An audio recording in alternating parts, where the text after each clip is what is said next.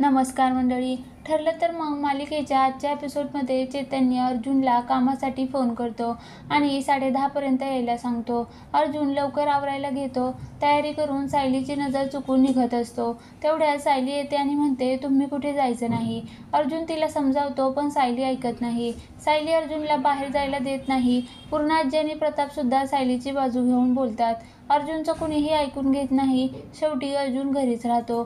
सायली पाठमोरी होते. तेवढ्यात अर्जुन घरातून निसटण्याचा प्रयत्न करतो, पण सायलीचे लक्ष जातं आणि ती अर्जुनला अडवते.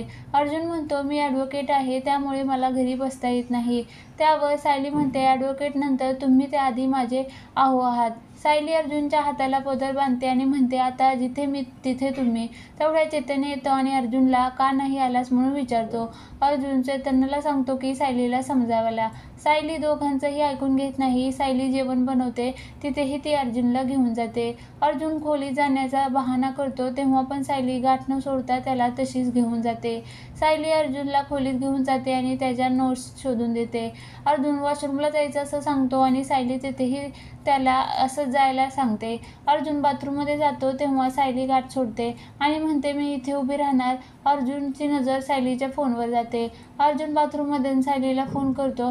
ती फोन घ्यायला जाताच अर्जुन बाथरूममधून निसटतो आणि घराबाहेर कामासाठी जातो.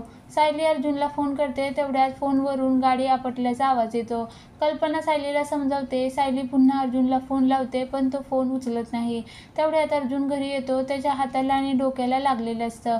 अर्जुन म्हणतो, अचानक एक माणूस गाडीसमोर आला आणि त्याला वाचवण्यासाठी मी गेलो तर माझा अपघात झाला. सायली भराभरा रडायला लागते. तिला रडताना बघून अर्जुन मुद्दाम नाटक करत असल्याचं समोर येतं. ते बघून सायली पुन्हा रडायला लागते.